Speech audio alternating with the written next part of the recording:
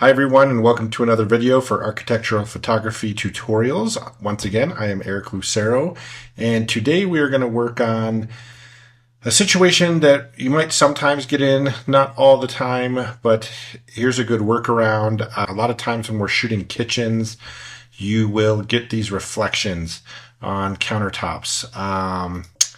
As you can see, it kind of takes away from the rest of the shot. I get a lot of companies that I end up selling additional usage for photos to, and a lot of times it is countertop companies like Cambria and other companies. They really need to see the detail in these countertops as well as the designers. They want to, show off what's going on. And in this particular instance, with the lighting that we have, lighting these cabinets so beautifully, like there's sun coming in from the side, what it causes is this angle of incidence equals angle of reflection coming off the countertops. We're just seeing all the reflection of these cabinets up above. So I'm going to show you a quick, it's not quick, but it's an effective trick to minimize that while you're on location. This is something that you will physically have to do when you're there lighting. It's not just a Photoshop trick, but it can be done easily and quickly with just minimal equipment. And there's a couple ways to do this. You can either use a stand and a bar like you would with silks or anything else, or you can hold it.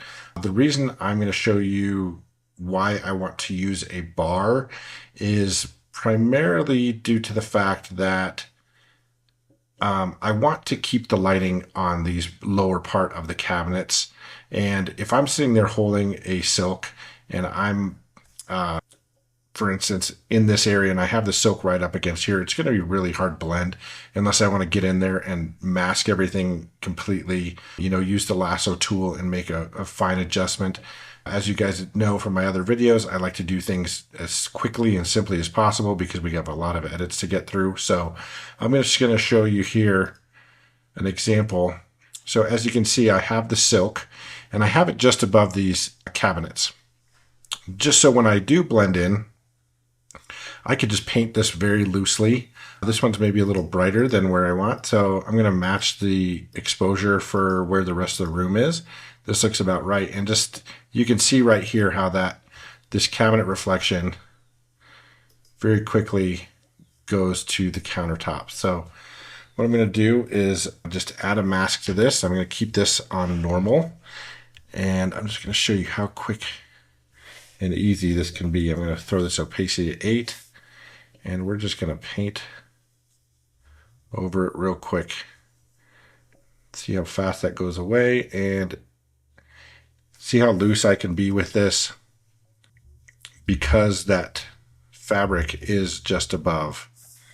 I can see a little bit of the stand coming in up there, but not a big deal. Okay, so there's one section of it. I'm just going to move this down here because I'm starting with the right there first. And it's maybe looking a little dark, so what I'll do is just go into my brighter exposure. Once again, this is just an ISO bump that I did as a brighter exposure. And I'm just going to bump this up a little bit, use my opacity at about 2%, and just kind of bump that up a little bit just to add a little more detail in there. Okay, so let's see here. Here's another one that's a little brighter. I might just use that real quick. And like I said, you can refine this a little bit more later if you want to. Here's our next one where we just moved the silk over a little bit to get this area. And I'm just going to paint that in as normal again. Real quick and simple. As you can see there, we got the light stand in there. But it's a lot easier for me to clone out that light stand or just remove it here than it is to do the whole fabric if I'm standing there holding it or my body's in the frame. So I'm just going to leave that little portion there for right now. As I move my way over, I'm going to lighten that up a little bit again. Again, this is just my brighter exposure done with ISO. And now I can really see how this is coming together. So I moved it over again one more time here. just going to go here, get these reflections out. Bled over a little bit there, so I'm just going to come check that. Okay. As you can see, it's getting a little bit onto these chairs, but again, I can fix that pretty quickly without having to waste time on selections. Make it a little bit brighter. When I'm doing brighter, I like to do it at low opacity, primarily because I can just blend it over a couple times really easily.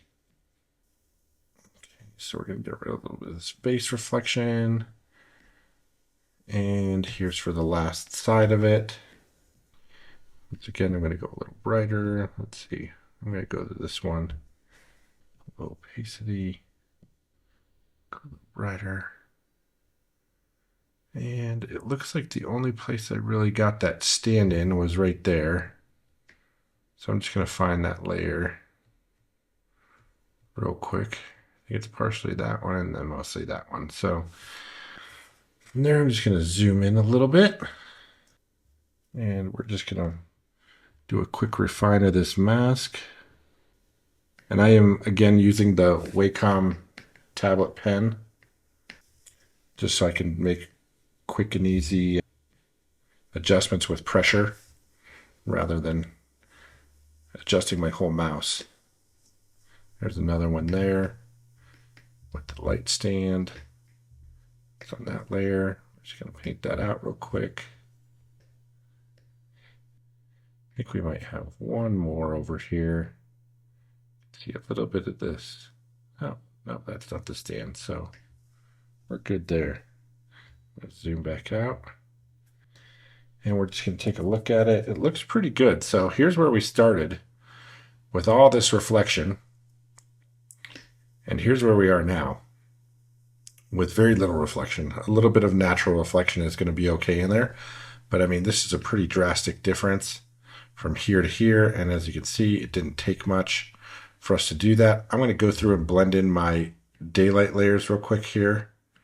I kind of did this ahead of time. So again, I have this as a screen and I put it at 40%. And then I'm just going to kind of add in my daylight here. That looks pretty good. As some fill light. And you can see with that fill light, it blended in whatever was happening in with my lighter light on the back of these stools. And real quick and easy, we have from here with all the reflections to here, and by just simply doing something as simple as moving a little black cloth around the shot. Again, just put it on a light stand, somehow clamp a black cloth to it, and just move it from frame to frame until you get the reflections gone. Hopefully that was helpful for you guys. And if you have any questions about it, please feel free to send us a message, or if there's anything else you'd like to see. But this is definitely something that, again, I don't use every day, but it's helpful to have in your bag of tricks.